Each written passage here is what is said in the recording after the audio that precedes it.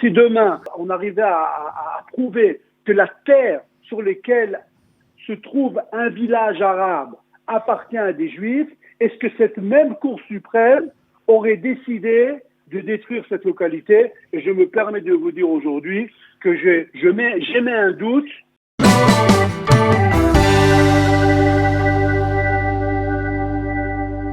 Gaël Grunewald, bonjour, Boker Tov. Boker Tov, bonjour, bonne semaine. Merci, Shavua Tov, à vous aussi. Alors, nous avons sollicité ce matin, en ce début de semaine, pour revenir sur une décision de la Cour suprême israélienne de la semaine dernière qui se rapportait à une localité, un point de peuplement, Mitzpe Kramim, dans la région de Binyamin. C'est un point de peuplement dont la Cour suprême veut voir disparaître 56 logements à l'intérieur, 56 unités de logement, maisons, qui ont été construites. Alors, on a beaucoup de mal à essayer à comprendre exactement pourquoi la Cour suprême a décidé d'ordonner la destruction, on va dire pas tout de suite, mais dans les 3 prochaines années, de ces 56 logements. Il s'agit d'un avis, on va dire, à la fois juridique, mais on ne peut pas s'empêcher de penser qu'il y a peut-être aussi une petite part de politique. Comment essayer de nous expliquer un peu ce que la Cour suprême a statué concernant le Mitzpe Kramim, et quel est votre rôle, vous, en tant que président du département de la Hitiyashvut au sein de l'Organisation sioniste mondiale? Dites-moi quel a été votre rôle dans la construction de ce logement, de cette localité. D'accord. Alors bonjour. On va essayer un petit peu de faire le point. D'essayer de faire le point par rapport à nos auditeurs pour essayer de comprendre de quoi il s'agit. Le problème, le verdict qui a été donné par la Cour suprême est basé sur le fait que, d'après la Cour suprême, ou je dirais d'après 2 juges sur 3, oui, on va revenir là-dessus aussi. L'attribution des terres qui a été faite par rapport à cette localité, c'est-à-dire que le gouvernement attribue des terres à ce qu'on appelle dans le but de créer une localité, de créer un Yishuv, et cette attribution, d'après la Cour suprême, a été faite de façon incorrecte. Et pourquoi elle a été faite de façon incorrecte? En disant que, selon leur vérification, selon les données qu'ils ont recueillies, d'après eux, ces terrains appartient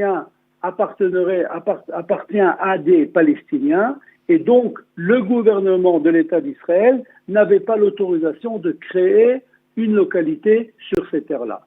Donc, si vous voulez, ça c'est le cadre général. La polémique, je dirais, entre les 2 juges par rapport au 3e juge qui n'a pas accepté le verdict général. Alors, il faut dire, Gaël, les 2 juges, ce sont la présidente de la Cour, Esther Hayut, et le vice-président Hanan Meltzer. Et le 3e juge qui rejette, on va dire, cette approche, c'est justement le juge Nil Handlel, qui lui-même est un habitant d'une des localités de Judée et de Samarie.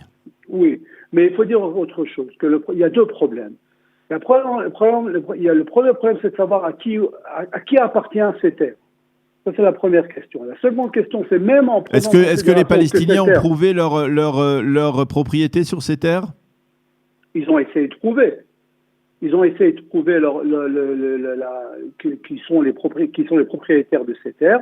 Mais à part ça, il y a un deuxième problème, qui est un problème juridique qui n'est pas moins important que le premier. Le deuxième problème juridique, c'est de savoir si oui ou non ces terres-là appartiennent effectivement à un Palestinien quelconque. Privé. Est-ce que c'est une raison suffisante pour, je dirais, détruire une localité existante? En d'autres mots, et ça c'est très important de savoir, il y avait une proposition de loi qui a passé à la Knesset, qui s'appelle le Chok HaAsdara, et ce même Chok HaAsdara disait exactement la chose suivante, que si pour une raison ou pour une autre, une terre a été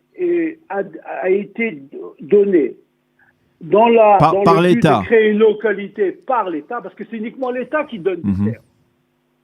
Alors, dans ce cas bien précis, on ne détruira pas la localité, mais des indemnités seront données aux mêmes propriétaires. Parce qu'il faut le préciser, cette loi-là elle existe dans l'État d'Israël. Si par exemple aujourd'hui un Palestinien vient et réclame une terre, on va dire à Yafo par exemple, hein, et alors que sur cette terre a été construit un immeuble dans lequel vivent des dizaines d'habitants, eh bien cette loi, elle permet, on va dire, à l'État d'Israël de ne pas avoir à détruire cet immeuble, mais de dédommager de manière conséquente le Palestinien s'il prouve sa propriété. C'est cela.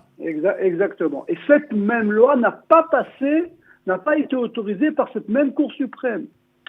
Et je vais vous dire là pourquoi c'est très grave. Parce que les habitants de cette localité, de Mitzpe Kramim, personne ne leur a dit qu'il y a un problème lorsqu'ils ont acheté leur maison. Et c'est pour ça qu'à mon avis c'est très grave. Et je me permets de dire quelque chose d'autre. Est-ce que le contraire, dans le cas contraire, est-ce que cette même Cour suprême aurait donné le même verdict? C'est-à-dire si demain on arrivait à prouver que la terre sur laquelle se trouve un village arabe appartient à des juifs, est-ce que cette même Cour suprême aurait décidé de détruire cette localité? Et je me permets de vous dire aujourd'hui que j'émets un doute dans la possibilité que cette même Cour suprême aurait donné le même verdict. Et je dis ça de façon très triste, je dis ça de façon, malheureusement, j'aimerais dire les choses de façon très claire. Nous vivons dans un pays démocratique et nous sommes obligés de respecter les verdicts qui sont donnés par la Cour suprême. Mais j'ai le droit, le plus absolu, d'émettre une critique par rapport à ce même verdict. Et je pense que malheureusement, mon humble avis, c'est que malheureusement, ce verdict est un verdict qui va à l'encontre de la logique, qui est politique. C'est un verdict politique. Je dirais pas qu'il est politique. J'aimerais essayer de considérer que les juges, lorsqu'ils sont en train de juger justement ce genre de cas, ils utilisent la même logique. Mais je ne dirais pas que c'est un verdict politique. Mais je dis que le résultat est très très difficile, négatif pour la Hitachut, négatif dans la logique de l'existence d'un pays, surtout un pays qui est un jeune pays. Alors, j'ai pas besoin de vous dire que si demain on devait faire une enquête pour savoir à qui appartiennent les différentes terres sur lesquelles, par exemple, se trouve aujourd'hui l'université de Tel Aviv, je suis pas tellement sûr que nous serions très très heureux de recevoir les résultats sur cette même enquête. Donc il faut prendre les choses en considération en disant la chose suivante.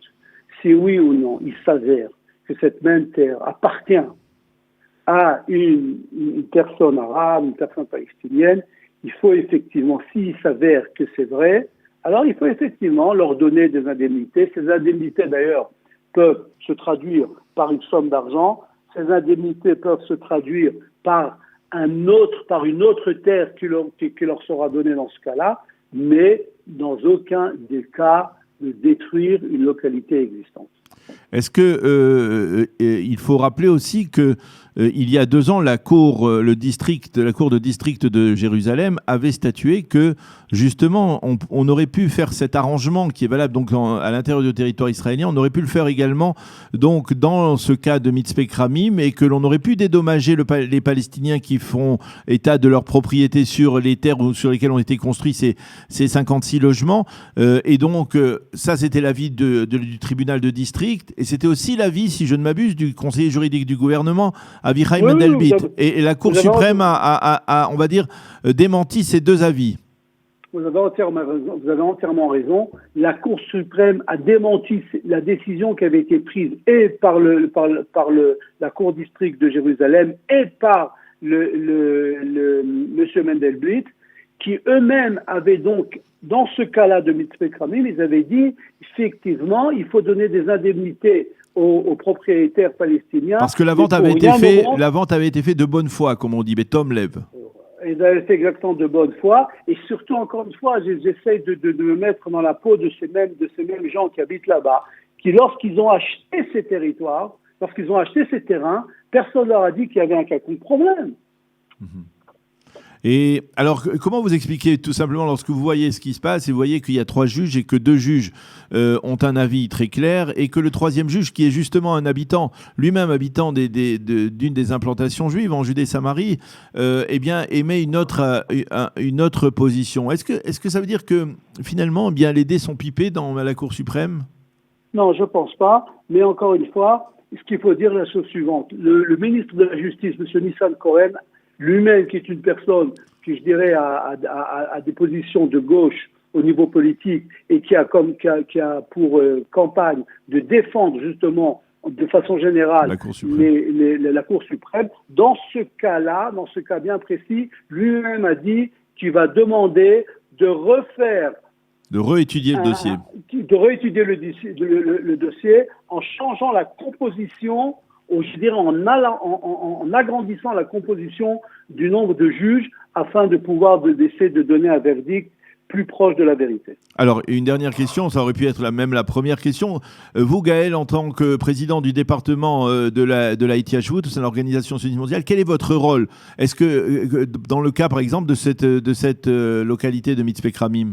Voilà, notre rôle, je dirais, c'est un rôle indirect. C'est-à-dire que nous-mêmes, le département de la Hitiyashvut reçoit les terrains du gouvernement et nous sommes l'unité qui est tenue de partager ces territoires, ces terrains-là, par rapport à ces mêmes localités. Mais nous-mêmes, nous ne faisons pas la vérification parce que nous-mêmes, nous avons reçu ces mêmes terres de la part du gouvernement qui lui-même est responsable justement de savoir que ces terrains-là n'appartiennent à personne. Donc, si vous voulez, nous sommes là, je dirais, nous avons ce qu'on appelle un rôle d'intermédiaire entre le gouvernement. Intermédiaire entre le gouvernement et les localités, parce que le gouvernement lui-même est intéressé à ce qu'une unité comme le département de la Hitiyashvut puisse faire ce travail-là par rapport aux habitants de ces mêmes localités. Est-ce qu'il y a d'autres localités aujourd'hui en Judée-Samarie qui risquent de tomber sous le coup de ce même verdict de la Cour suprême ? Malheureusement, on parle encore de dizaines de localités qui sont dans la même situation. Et c'est pour cette raison que ce Chok Hasdara, qui était tellement important et qui avait été accepté par la Knesset, malheureusement n'avait été refusé par la Cour suprême. Et donc, on risque de se trouver dans cette même situation pour différentes localités. D'ailleurs, c'est pas la première fois que la Cour suprême prend cette même décision. Nous étions dans ce même cas, si vous vous rappelez, pour Migron, pour Amona, pour Ofra, pour Netiv Avot à Elazar dans le Gush Etzion. Et malheureusement, dans ces mêmes localités, on a été tenu de détruire certaines maisons, justement à la fin de pouvoir accomplir ce même verdict, respecter ce même verdict qui, à mon avis, est un verdict très négatif. Eh bien, Gaël Grunewald, merci beaucoup de nous avoir expliqué cette polémique provoquée, on va dire, par le verdict de la Cour suprême israélienne jeudi dernier. Ce n'est pas facile. Merci de nous avoir clarifié les choses aussi simplement. Merci. Au revoir et bonne semaine. Et si on n'a pas la possibilité de se parler jusqu'à Rosh Hashanah, alors je me permets de souhaiter à nos auditeurs Shana Tova et à vous-même.